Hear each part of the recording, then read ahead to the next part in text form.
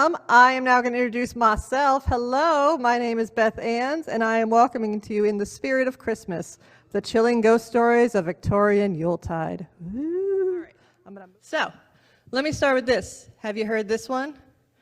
There'll be parties for hosting, marshmallows for toasting, and caroling out in the snow. There'll be scary ghost stories and tales of the glories of Christmases long, long ago. It's the most wonderful time of the year. Yes, I believe you've heard this one. Did you catch that? Scary ghost stories. Why is that there? Yes, at Christmas time. So picture yourself in Victorian England, mid-19th century, gathered around an evergreen tree, covered in sweets and nuts and fruits, ribbons and twinkling candles. Tell us another story, Father, the children might say. And Father would take out his Christmas annual and proceed to share a ghostly tale of a haunting spirit as the Yule log blazes.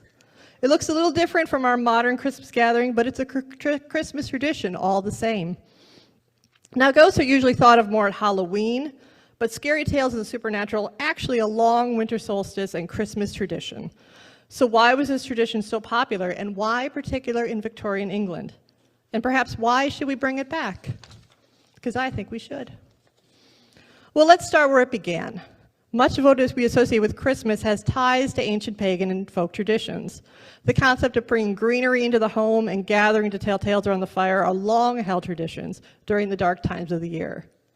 Think of a time before electricity, before heat, before grocery stores, a time when communities gathered around the fire during the long winter for survival. The winter solstice was also thought of by some as a liminal time, the time when the veil between the living and the dead was thinned and ghosts could walk the earth. Now, we love to say that Christmas has a lot of pagan roots, and it's true, but while the hanging of greenery at midwinter was a long-held tradition, the Christmas tree itself is a much more modern practice. Now, the practice began in the Middle Ages with the Paradise Plays. This was for the feast of Adam and Eve, and this is found on December 24th. They reenacted the Genesis story, and they decorated the tree with treats like apples and nuts. And then reformist German preacher Martin Luther is widely credited with being the first to add lighted candles to a Christmas tree. While walking home one night, he saw the stars twinkling among the evergreens, and he was so moved to see the lights of heaven that he recreated it with candles to symbolize the Star of Bethlehem, and led the wise men to Christ. But it was English Queen Victoria and her German husband, Prince Albert, that actually popularized the German tradition of decorating a tree in the home. We see this through a famous 1848 illustrated London News engraving, which showed them with the family around a candlelit fir tree. And it grew so much in popularity across the middle class, across Europe, it became a sensation. They were trendsetters for Christmas, and they helped popularize many Christmas elements we see today. Some of the things that were popularized by Queen Victoria and Prince Albert were Christmas trees, Christmas cards, as well as the focus on family, on gift giving, and on feasting. They helped transform Christmas from a very formal church observance to a family celebration. So they brought it into the home, and we can credit them with a lot of that tradition. It's around the same time, 1843, that Charles Dickens published A Christmas Carol. Now, he was not the only Christmas ghost story, but it endures today because of its universal and redemptive themes, as well as its social commentary on wealth, inequality, and generosity. His famous story has roots in a Unitarian worldview, which connects with us today. Now, throughout the story, which you probably know, Ebenezer Scrooge changes and grows in compassion, and ultimately chooses a new path. Through characters like the Cratchits, he shows the economic inequality of this era, and even little tiny Tim, we learn, has inherent worth and dignity, which Scrooge eventually takes to heart. It emphasized the value of community and our moral responsibility to one another. While it's a ghost story, his redemption is not supernatural. It's moral, relational, and deeply human. His writing reflected at the time of the Industrial Revolution, seeing the large disparities between great wealth and poverty. One of his goals in this famous story was to shame the wealthy into giving generously, and to highlight the plight of the poor among them, children working over 15 hours a day in dangerous factories. It is no wonder the world craved a holiday of goodwill, of charity, and of family. And it was this very industrial revolution, powered by the steam and new technology, as well as the increased consumer wealth, that allowed for faster and cheaper mass production of these ghostly periodicals to a larger audience. This technology is more efficient. The printing press became more efficient, the modern railroad brought it to a wider audience, and they allowed these stories to be distributed faster and cheaper. And the rise of the printing technology brought these stories to the masses. Dickens and others published serial fiction magazines and months and weekly installments, allowing for these sensational stories with a moral message to reach far larger readership. The era's Christmas annuals were also considered a status symbol, as the coffee table book became popular at this time and were often given as gifts. With industrialization, we saw a rise in the middle class and a significant rise in literacy rates, so more people could access literature at this time. You have a captive audience, you have cheaper printing, and you have better distribution, and it created a new fan base who was eager to read. Now, among these fan bases were women, and Dickens didn't just write about women, he employed them as well, which was novel.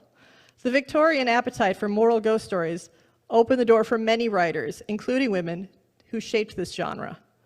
Over 90 women wrote for Dickens' serial household worlds, and they'd include one of the most famous, Unitarian Elizabeth Gaskell.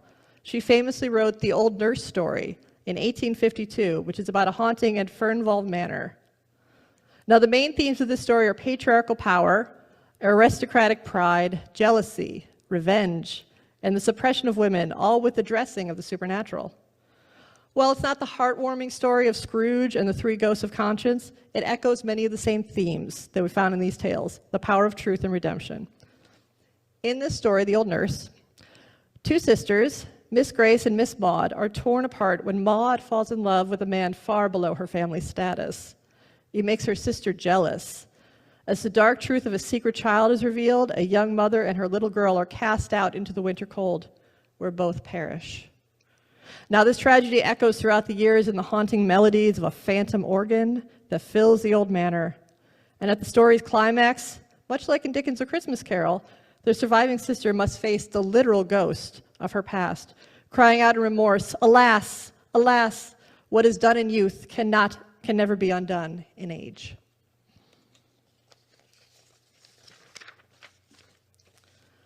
And in this age of rapid transformation, of the seeming magic of new technology, the telegraph, the electricity, photography, anything seemed possible. Imagine seeing a photograph for the first time, a ghostly image captured on glass. That would feel like magic. And it's that magic, that idea of the literal ghosts of the supernatural, that were captivating to the Victorian age.